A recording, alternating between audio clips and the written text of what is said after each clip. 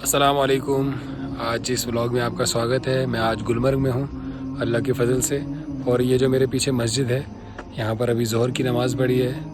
اور جو میرے ساتھ گھومنے آئے ہیں 3 دوست وہ کیبل کار سے اوپر گئے ہیں. تو انشاءاللہ میں ان کا انتظار بھی کر رہا ہوں اور خود بھی یہاں پر جو اللہ کے حکم ہیں ان کو پورا کر رہا ہوں. نماز کا وقت ہو گیا تھا اور میں یہاں پر تھوڑا لیٹ پہنچا, تب تک جماعت ہو چکی تھی. تو میں نے قصر کی 2 رکعت پڑھی اور باقی معاملات کیے.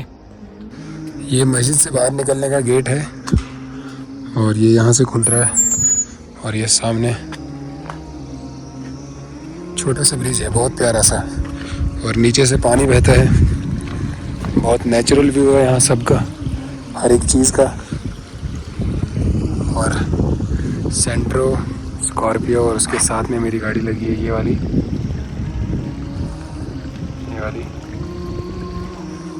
دیکھیے کتنا پیارا نظارہ ہے گلمرگ کا. اللہ کے فضل سے بہترین جگہ ہے. اب میں کار کے پاس آ چکا ہوں اور تھوڑا میں کار سے نا کسی دوسری جگہ پہ جا کے انشاءاللہ باقی کا جو व्लॉग ہے تو انشاءاللہ وہیں سے شوٹ کروں گا.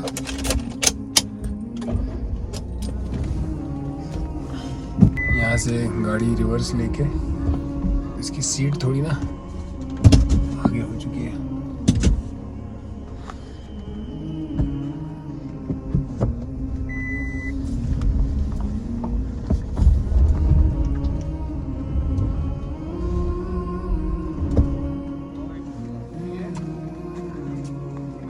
گاڑی بند ہو چکی ہے, پھر سے سٹارٹ کرنی پڑے گی.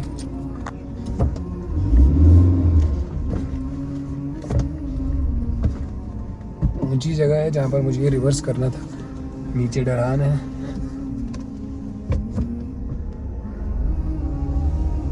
اور یہ سنگل روڈ ہے. گاڑی سامنے سے آئے گی تو رکنا پڑے گا. یہ دیکھیے ایسے روڈ سے مسجد کی طرف ایسا روڈ آتا ہے, سامنے تھوڑا سا اور کھلا ہے. یہ دیکھیے تو میں اس طرف جاؤں گا. یہ سامنے کچھ گھومنے کی جگہیں ہیں 2-4. مجھے اصل میں اس طرف نہیں بلکہ اس طرف جانا تھا, اور پیچھے سے ایک گاڑی آ گئی ہے, اس کو سائڈ دینا پڑے گا. یہ اس طرف جانا ہے مجھے, اس طرف. پیچھے سے ایک گاڑی والا آ رہا ہے, دیکھیے گاڑی کو سائڈ دینا پڑتا ہے. اور سامنے سے بھی 2 گاڑیاں آ رہی ہیں.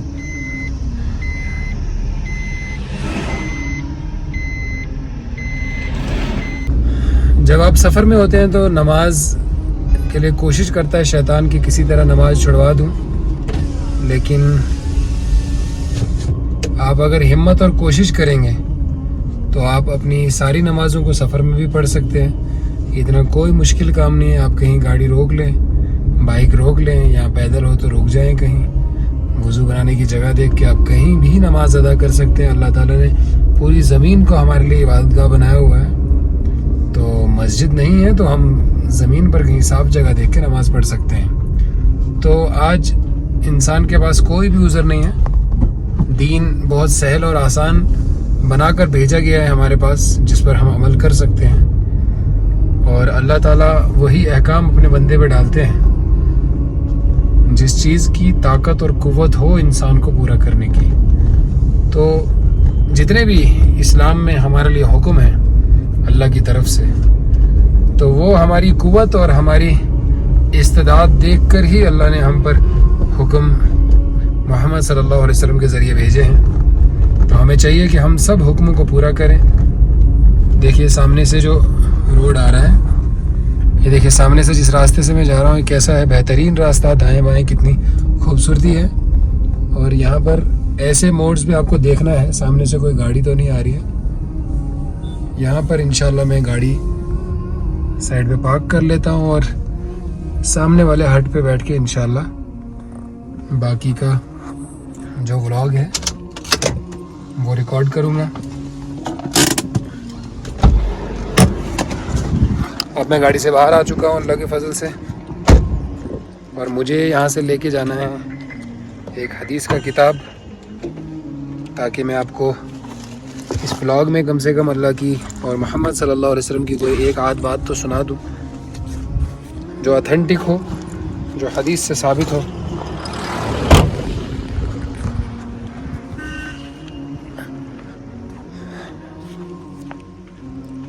اور جتنے بھائی بھی کشمیر میں گھومنا چاہتے ہیں وہ مجھ سے رابطہ کر سکتے ہیں۔ میں ٹیکسی، ہوٹل اور کھانے پینے کا سارا انتظام پرووائڈ کروا دیتا ہوں اللہ کے فضل سے۔ سامنے وہ ایک ہٹ ہے، تو انشاءاللہ وہاں پر بیٹھ کے میں آپ سے تھوڑی دیر اور بات کرتا ہوں۔ اس ہٹ کی بات کر رہا ہوں میں، انشاءاللہ یہاں پر تھوڑی دیر بیٹھتا ہوں میں۔ میرے ہاتھ میں منتخب احادیث ہے، تو انشاءاللہ اسی سے میں آپ کو تعلیم سناؤں گا۔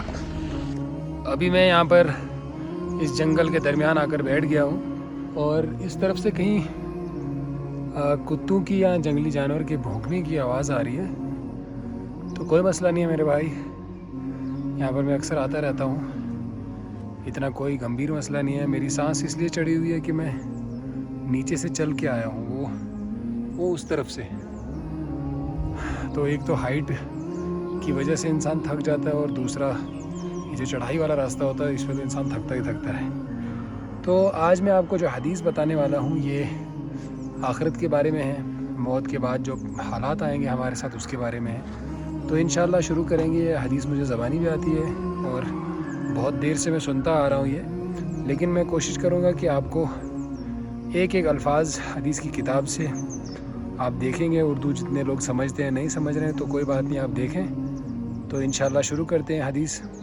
اور یہ میرے پاس حدیث کی کتاب ہے جس کا نام منتخب احادیث ہے، اور موت کے بعد پیش آنے والے حالات پر ہم پڑھنے جا رہے ہیں۔ حضرت شداد بن اوس رضی اللہ عنہ سے روایت ہے کہ رسول صلی اللہ علیہ وسلم نے ارشاد فرمایا، سمجھدار آدمی وہ ہے جو اپنے نفس کا محاسبہ کرتا رہے اور موت کے بعد کے لیے عمل کرے، اور ناسمجھ آدمی وہ ہے جو نفس کی خواہشات پر چلے اور اللہ تعالیٰ سے امیدیں رکھیں کہ اللہ تعالیٰ بڑے معاف فرمانے والے ہیں۔ انسان اکثر یہ غلطی کرتا ہے، یہ جو میں نے حدیث آپ کو سنائی ہے، آپ غور کریں کہ انسان ہمیشہ یہ غلطی کرتا ہے، اپنے نفس کا محاسبہ نہیں کرتا کہ میرا نفس کن چیزوں میں خوش ہوتا ہے اور کن چیزوں میں ناراض ہوتا ہے۔ آپ دیکھیں نا کہ بے دینی کے کام میں ہمیں کتنا مزہ آتا ہے، اور جن کاموں کو اللہ تعالیٰ نے کہا ہے کرنے کے لیے وہ ہم کرتے ہیں یا نہیں کرتے ہیں۔ تو سمجھدار انسان حدیث میں بتایا گیا ہے وہی ہے جو اپنے نفس کا محاسبہ کرے کہ میرے نفس کی حالت کیا ہے، میرے دل کی حالت کیا ہے، میں اپنے اعمال کتنے درست کر رہا ہوں اور کتنے غلط کر رہا ہوں، اللہ کے حکم کتنے میری زندگی میں ہیں۔ پھر انسان اللہ پر امید رکھیں کہ اللہ تعالیٰ معاف فرمانے والے ہیں، تو بہتر چیز ہے۔ ایک کریکشن پروسیس میں مسلمان زندگی گزارے، یہ بہت اچھی بات ہے۔ لیکن اگر انسان اس سے الٹ زندگی بسر کر رہا ہے، غفلت کی زندگی، اللہ کے حکم زندگی میں نہیں ہے، فلانا ڈمکانا، جیسے مرضی آ رہی ہے من چاہی زندگی بسر کر رہا ہے، اور پھر انسان گمان رکھ رہا ہے کہ نہیں اللہ تعالیٰ بڑے معاف فرمانے والے ہیں، تو ایسا انسان دھوکے میں ہے۔